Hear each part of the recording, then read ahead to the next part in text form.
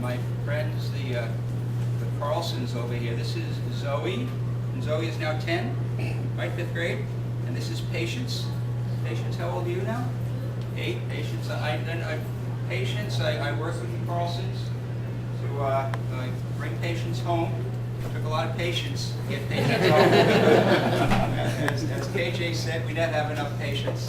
We always need more of it. We need more patience. I say that, by the way, because one of the fascinating things that my opponent said, he was speaking to folks up north, and he talked about the things that the newspaper reported. They were saying, well, you know, Senator Coleman, you got to give him some credit, because he was saying, well, he hasn't done anything that's terrible. And the writers said, well, he helped get a new critical access hospital in Walker, you know, and he's helped a lot of families with adoptions, and his comment, well, that's small bore stuff. That's small. And I just want to say this, that it is the small bore stuff. It's uniting a mom and dad with, when mom came up to me and said, my child has asthma. She was on, I think, the Woman Lake area. I know the area well. She says, God forbid he has an attack. I don't know what we do. I just want to say it's not small bore stuff.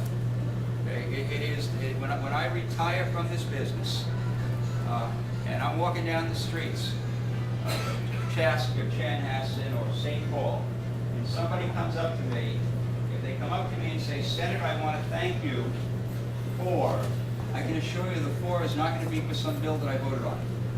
They're going to thank me for helping them bring their child home. Take care of a life on a personal level. And I want to say that because even in the United States Senate, where we debate the great issues, we also touch people's lives in a very direct capacity right in this country. If we would, there's over 18 billion gallons of oil. We're going to say tomorrow that we are going to open up our drilling in outer continental shelf, Gulf of Mexico, off the coast of Virginia, and work with the governors, by the way. That would send down the price of oil dramatically. Yes.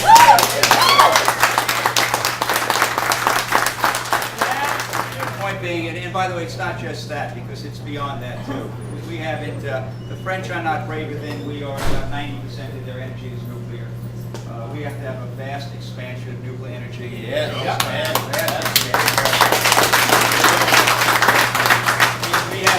We have a 250-year supply of coal in this country, and the Air Force is testing coal to liquid technology, making jet fuel out of coal. The price of a barrel of oil today is making the airline business not work. The economics not workable. The ability to take our families to take a trip on a plane may well be gone if we don't figure out a way to do all hands on deck, tap into the technology to move forward. And what we have to do is we got to do, and then it takes resolve. It takes resolve not to back away. In the early 70s, we had a gas crisis, and then we invested all this money in shale, which, by the way, is another area of resource with the capacity today to make a difference. And the price of oil dropped, and we yanked the technology. We made the investment not worthwhile. I contrast that, by the way, with the Brazilians, who in 1970 made a commitment, and they did renewables, flex fuel engines. And today, the Brazilians, it's not that you don't import oil. You can always import oil, but you don't have to. You're not being held hostage.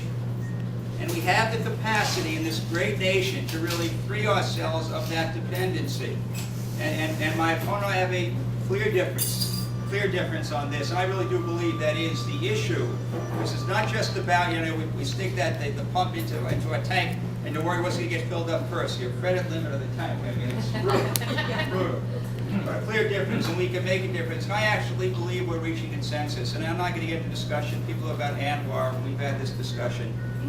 The difference right now is that issue could be debated forever. We have more oil than they have in Saudi Arabia, sitting in the Gulf of Mexico and off the East Coast. And we have the capacity, and Katrina showed us that we can do it without even any damage to the environment. I'm a strong environmentalist. It's a good thing in Minnesota. I want to make sure the air is clean, the lakes are fresh. I like to fish. I like the outdoors. And so we can do that. We have the capacity to do it, and we need to do it. The good news is, I personally think we have achieved pretty much a consensus in this country. Now, not everyone agreed on nuclear, but we're getting close. I got 60 votes in the Senate for that, and I believe we get 60 votes in the Senate for outer continental shelf drilling. Let's need all more push the exploration. theme of your recent energy. And I have put forth, priority. and obviously seen, I put forth an energy bill that lays this out. The President has set forth and talked about it. Senator McCain is moving in the same concept. So we're moving forward. And hopefully, I gotta say this, this doesn't have to be partisan issues. It doesn't have to be a partisan issue. In fact, there's some issue. This should be an issue. I mean, my friends on the other side have been great on conservation. Hallelujah. And great on renewables. That's a good, and we need to tap into cellulosic ethanol so that we're not caught up in the challenge between food and feed and fuel.